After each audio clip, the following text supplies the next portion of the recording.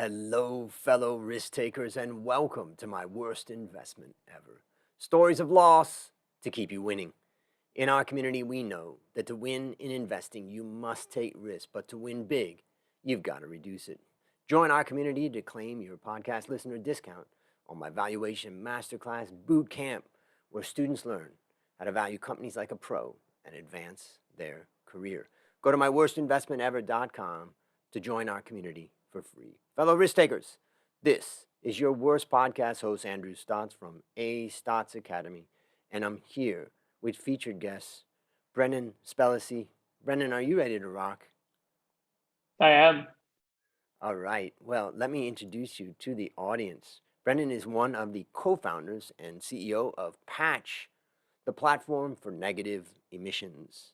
Prior to starting Patch, Brennan worked in a range of product and engineering roles at Sonder and Shopify. Easy for me to say. Brennan, take a minute and fill in further tidbits about your life. Yeah, absolutely. Well, first and foremost, Andrew, thank you so much for having me. As far as my life, grew up in New York. I'm a dual citizen. I'm American and Canadian. So I actually studied up north at a school called McGill. Studied chemical engineering with the intention of working in renewable energy. That ended up not working out. I ended up becoming a programmer at Shopify, like you mentioned, and then joined Sonder shortly after that, and then ended up founding Patch about 15 months ago. Since starting Patch, for listeners, just a little bit of extra context on what Patch is, you can kind of think of us as a two-sided marketplace for carbon markets. And so what that means is on the supply side of our ecosystem, we have all these different ways to sequester carbon. For those who don't know, sequestering carbon refers to taking carbon out of the atmosphere with the intention of mitigating climate change. You then take that capacity to sequester that carbon, make it transactable electronically through the Patch platform, and then expose it through both a visual interface, so you can kind of think of it like an Airbnb for carbon, or a programmatic interface, which is an API. And for those who don't know, an API is how computers talk to each other. So you can essentially build climate positive or carbon neutral applications using the Patch API. So we work with a really wide variety of companies across crypto, fintech, e-commerce, logistics, travel to launch sustainable products. And so the way to think about Patch is we help you stand up a sustainability program in a fraction of the time.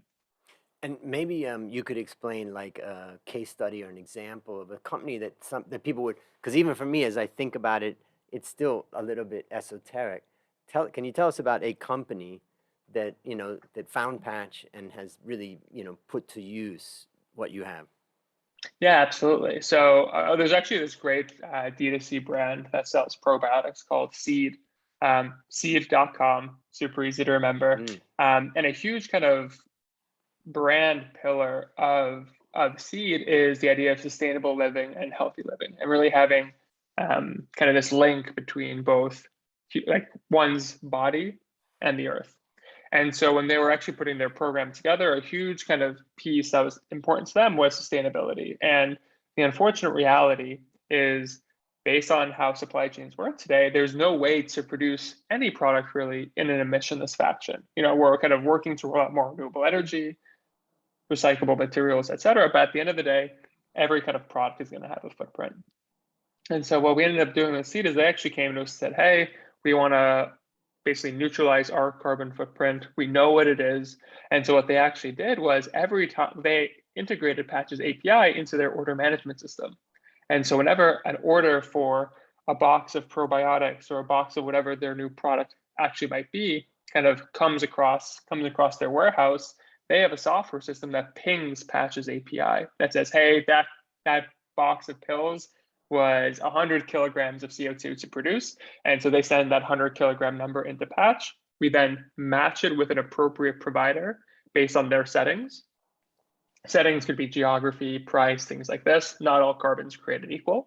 And then that capacity then shows up on the desk of the supplier who's required to sequester that carbon. And basically Patch manages all of that behind the scenes complexity to make sure that work actually gets done. And when we think about the carbon footprint of a company like Seed, we're talking about, they use electricity to heat or cool their operation. They use electricity to run their operation. they may try to offset some of that with solar or something like that. There Yeah. also is chemicals that are derived from fossil fuels that are being used as fertilizer, that type of thing. So Yeah. they add all that up and they understand their carbon footprint. That part's pretty clear. What's not clear to me is the other part where you said that okay, now they say, okay, we've consumed, or we have this much responsibility for this much carbon. Please help us, because we don't have the capacity to somehow deal with that. So on the other end, when that comes onto the other side of the marketplace, that it sounds like what Patch is doing, what exactly are they doing? What does that mean on the other side of that? Yeah, absolutely. So that's the supply side of the Okay, patch got marketplace. it. And so the supply side in the patch world are essentially these groups of people called carbon offset developers or carbon removal developers. And so carbon removal or carbon offset developer is essentially a business or an organization that develops land with the intent of compensating or sequestering carbon. And so that can be as familiar as planting a forest, where they can actually sequester carbon through photosynthesis, where the carbon is actually stored in the biomass of the tree. But that can also be as foreign or as human engineered as something like direct air carbon capture, where you can think of direct air carbon capture as these large fans that suck ambient air through this machine, and the machine actually filters out the carbon and leaves it behind, and the pure air comes out the other side. And so what we're doing is we're essentially like a work queue. We're saying, hey, you have 100 kilos here, 10 tons there, 10 tons here, and they're actually receiving that work and then executing on it, because they have a separate software experience that no buyers see, that they actually manage their work on patch through.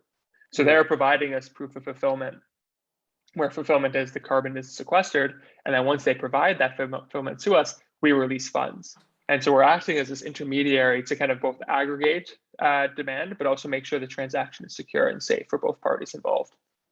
And so basically, you're matching supply and demand, which basically means that suppliers are much more likely to develop supply if they know that they're going to get a consistent demand coming through the platform. And therefore, this is really, this is easy business for them now, as opposed to them having to find that demand on their own through a network of salespeople or whatever that would be. Would that be describing it right? Yeah, no, that's absolutely accurate. I mean, I think I would be naive to say we were the majority of the kind of wallet or spend or purchasing power of any specific supplier today, because we are just a 15-month-old startup. Yeah. That being said, the intent is to eventually kind of hit the scale where we're driving 30, 40, 50, 60% of the sales for any one of our suppliers. And how was that supplier finding that demand before you came along? B2B sales and B2B procurement, really. So, hiring a bunch of folks and pounding the pavement, reaching out to people. Some large organizations actually have, like Microsoft or Shopify, actually, funnily enough, run RFP processes where they say, hey, I want to procure $5 million or $10 million worth of carbon removal for my sustainability goals. And so these organizations would apply to those.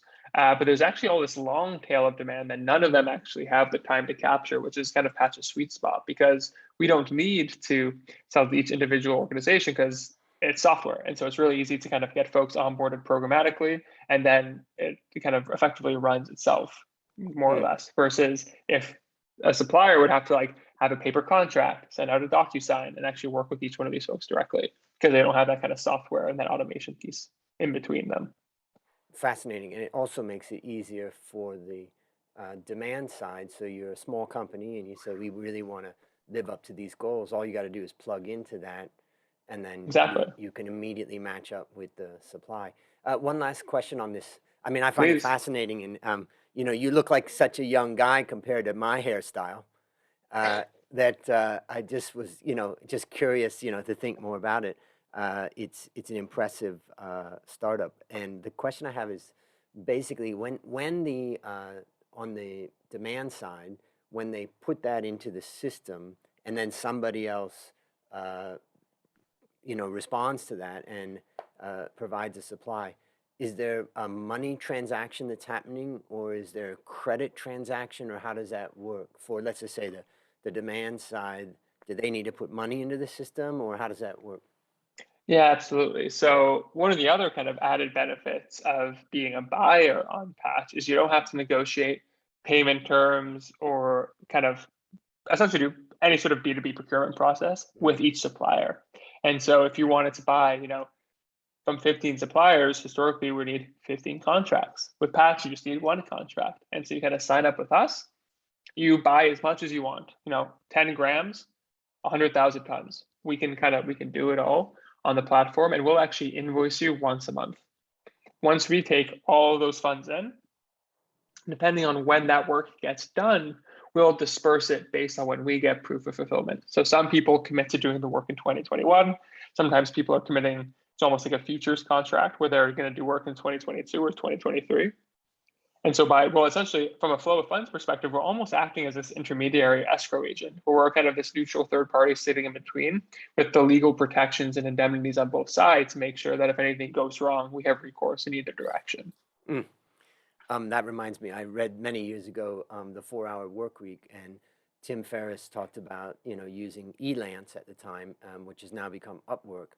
And I started using it then, and I've actually, they gave me a report a while ago of how much money I had spent since I started on Upwork, and it had been $500,000.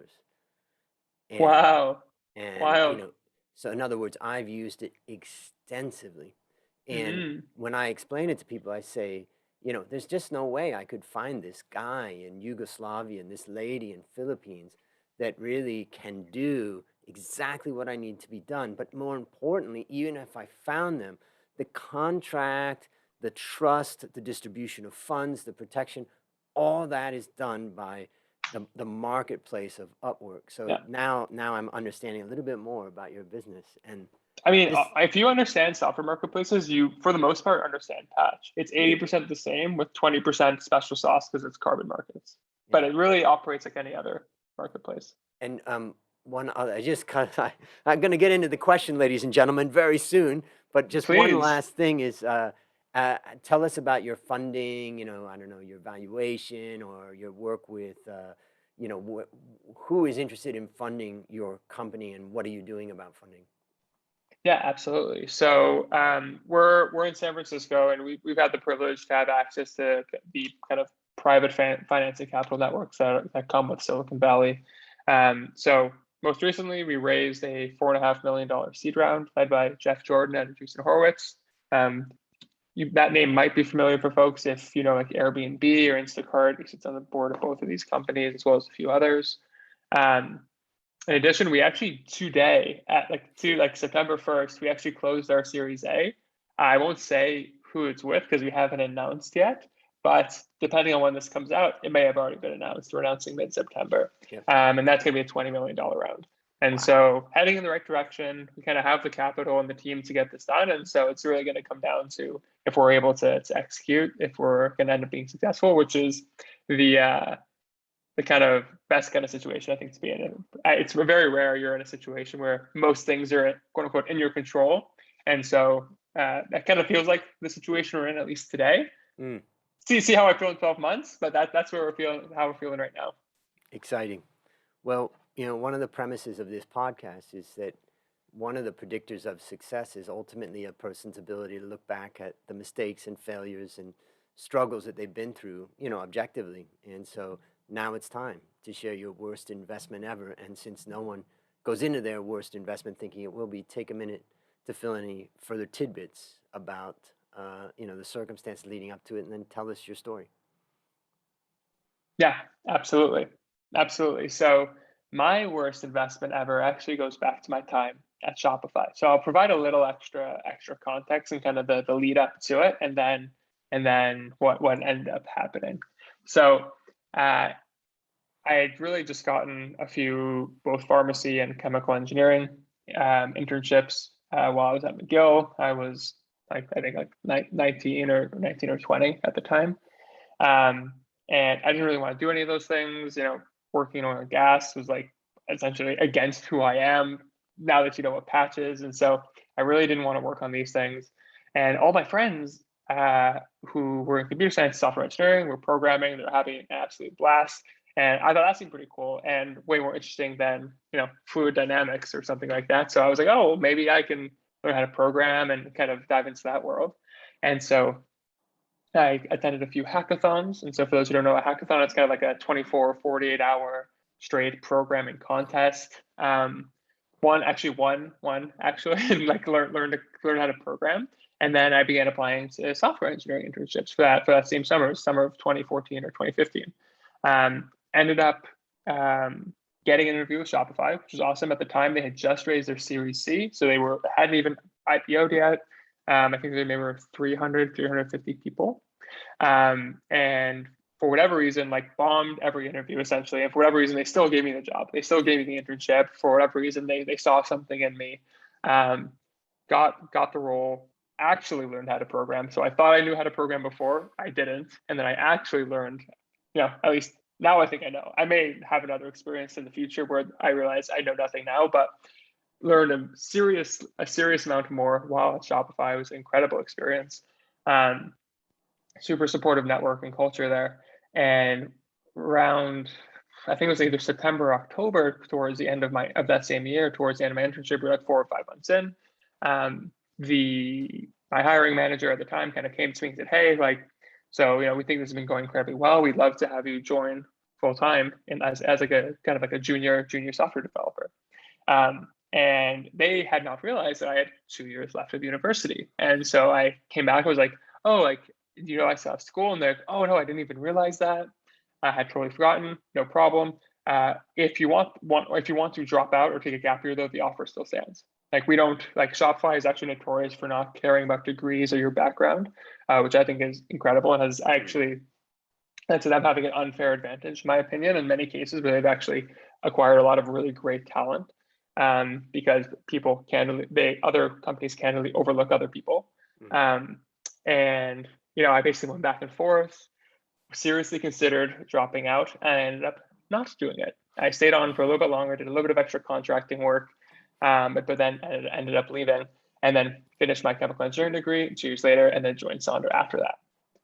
The reason that was my worst investment ever is if I had stayed, for those who don't know, the stock price I think is 500x or something since that time, or whatever it had done. And I think I probably left between mid 8 digits worth of stock on the table, so on the scale of tens of millions of dollars.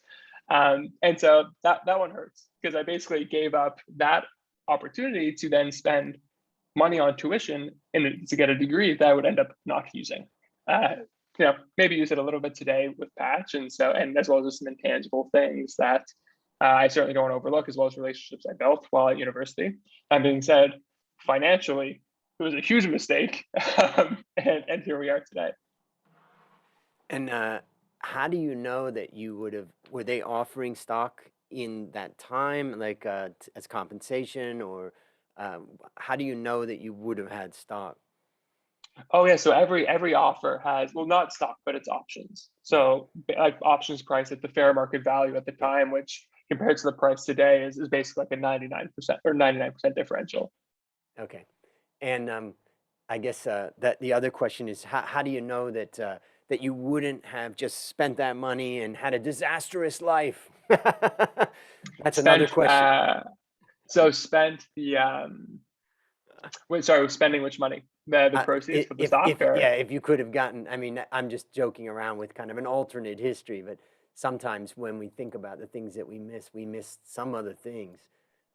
So yeah, I'm just teasing. But one other totally. thing I just wanted to mention, one of the guys that was on this podcast, Janae and Iqbal, he was episode 340. And I just think it's important to note his business is called nodegree.com. Now, it's not the same in many cases as to what you're talking about, as someone's getting a huge opportunity. They're really, at the top of their game, and, they could get out of school or stay in. This is for people that end up in the workforce and do not have a degree. And I just thought it was interesting that you mentioned that the companies are missing opportunities, and, just made me think about that. Totally. No, I completely agree. Yeah. So tell me, what lessons did you learn from this?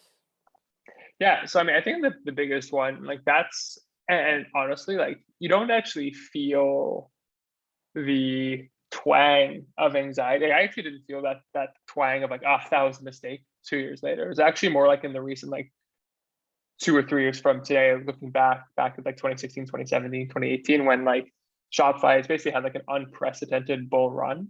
I think really like the biggest learning there is understanding asymmetric risk and asymmetric upside. And so if you kind of actually objectively looked at the situation or crossroads I was at, I had the option of either getting paid that day, so earning like a good like decent entry level software engineering salary, to continue doing work I really enjoyed, or to kind of go back to school. There's nothing wrong with going back to school. The thing is, though, McGill actually has a very generous degree deferral program. So there's no, like, McGill does not disappear overnight.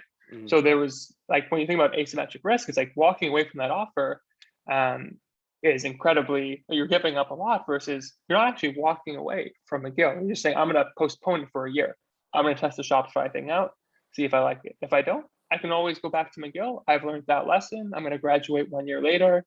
Nothing, what's the expression? Nothing harmed, nothing ventured, nothing lost, nothing ventured.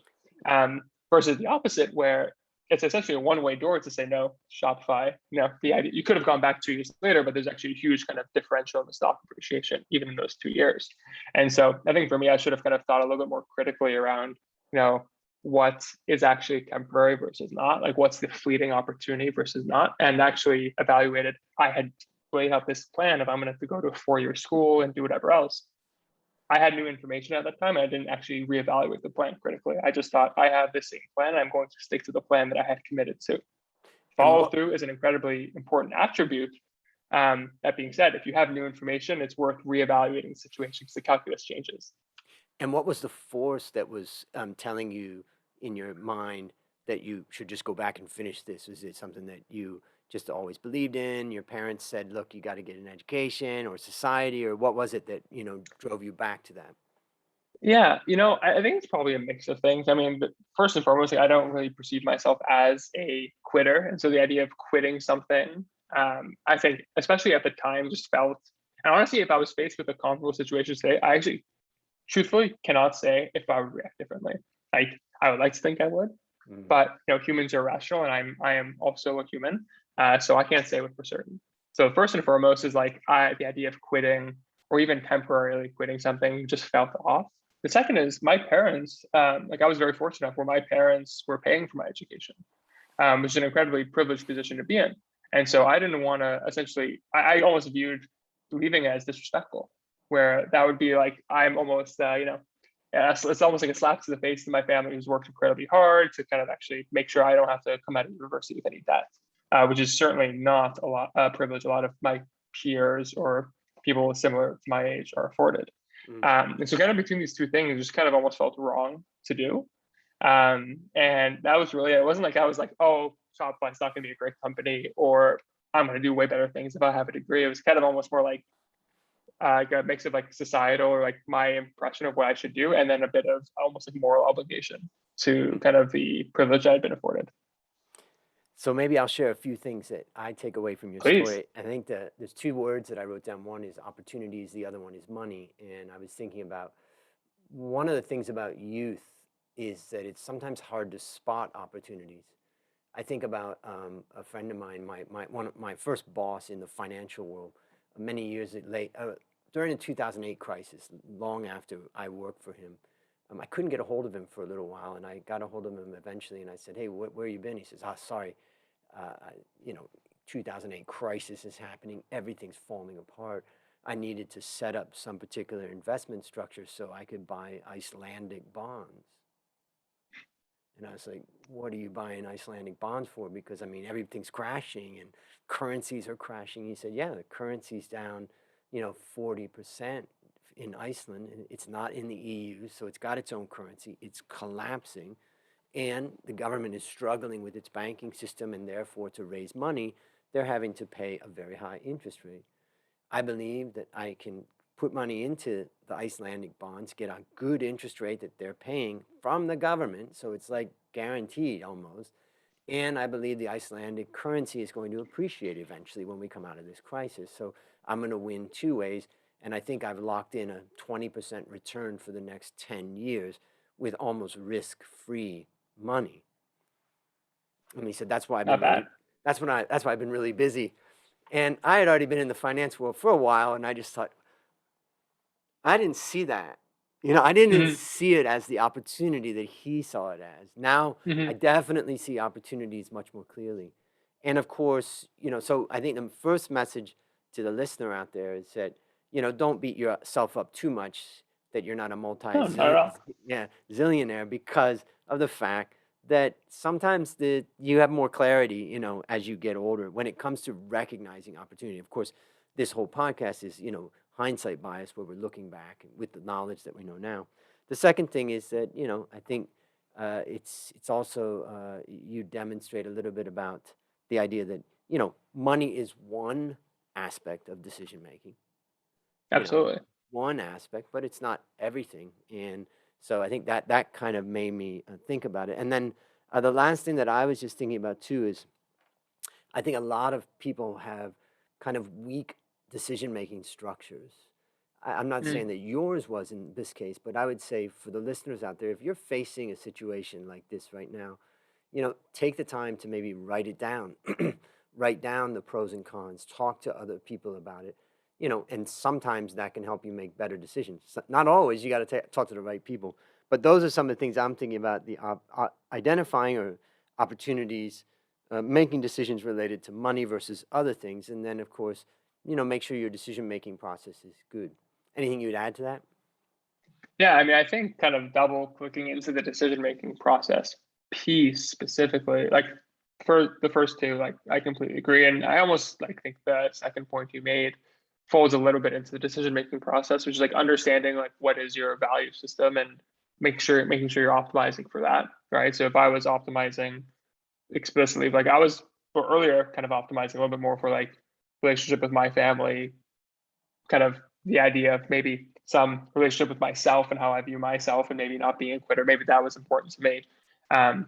But kind of going back to the decision-making framework piece, there's a bit of like really understanding truly what is like what I'd call a one-way door or a two-way door, which is like when you're making a decision, is it actually easily undone or is it permanent? And the thing that I really didn't appreciate at the time was I kept saying in both situations, Shopify will always be there and McGill will always be there.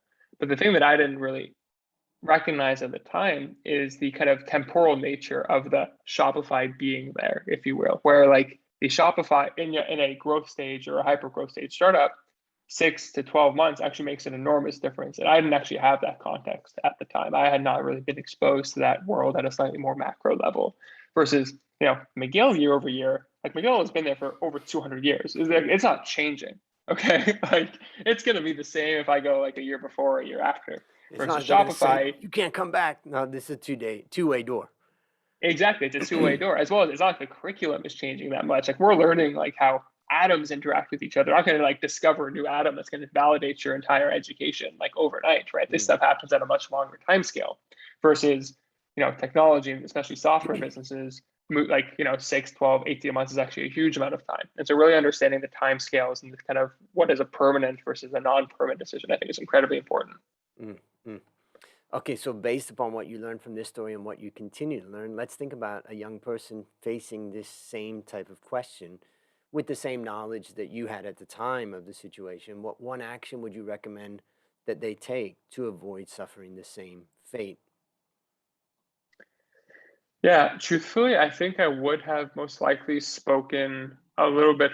I don't think I weighed, if I'm actually looking back to like trying to put myself in the position I was back then versus today, I don't think I kind of floated this idea enough with my peer group or with the folks actually at Shopify. So I asked a lot of my classmates at McGill. I asked some of my professors. Okay, it's already kind of a bias of information. I asked my parents. And so those are kind of the three inputs. And those are all people who were quote unquote Team McGill versus Team Shopify. And so actually my inputs were actually incredibly biased. And so if I didn't have anyone kind of weighing the other side of the equation, and if maybe I had spoken to a peer or another manager at Shopify who maybe had been there the year before, they might have been able to tell me that the year before they were 50 people and a year later they were 300. Okay, well now that makes me understand growth rates a little bit better, right? Versus I didn't have that input. And so because I didn't have it, I wasn't able to evaluate the decision appropriately. So I think really kind of making sure if you're at some sort of crossroads, you have like really robust data sources on both sides of a decision, I think is incredibly important. I just want to, I don't often comment about the advice, but I think it's really valuable. It's one of the lessons that I learned as an analyst, as a financial analyst in the stock market. I look at a company and I try to figure out what the reality is, what the truth is. And what I mean by truth in the stock market is that it doesn't matter what you think in your head about something. What matters is how the market interprets that. In order to understand how the market's going to interpret that, you need to understand the two sides. And I'm going to use what you said. I'm going to say team A, team B, and say that there's opposing views. And so the best way that an analyst can try to solve that is find those opposing views and find those people and then interview them, talk to them, and then synthesize them. And what I've learned, and I love listening to debates and all that, what I've learned is that I've gone into many debates where I've listened and I thought I agree with team A, and by the end I agree with team B.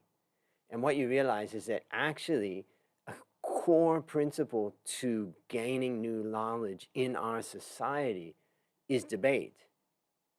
And it's because the extremes of any argument, team A versus team B, is where you have so much passion to bring out the absolute strengths of those ideas. They may miss the weaknesses, but you're not really trying to judge that at that point. And so that a lot of times, I know in Thailand, people say, we want more unity in our government. We want more unity in our people. And I always say that is not democracy. Democracy and the discovery of ideas in particular has to do with allowing extreme opposing views to exist and then synthesizing those into some, compromise in the case of government, or allow them to collide to generate new knowledge. And I just feel like in society, that's something that's quickly disappearing. And instead, it's like, I don't want to hear team B because I'm on team A. So it's a good reminder for us to think about getting information from both team A and team B. So I think that's very valuable advice for the listeners. Absolutely. So last question. What is your number one goal for the next 12 months?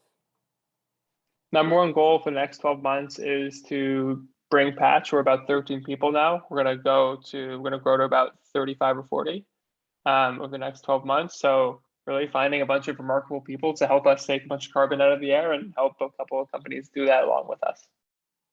Exciting. And you're going to have a lot of decisions to make along the way.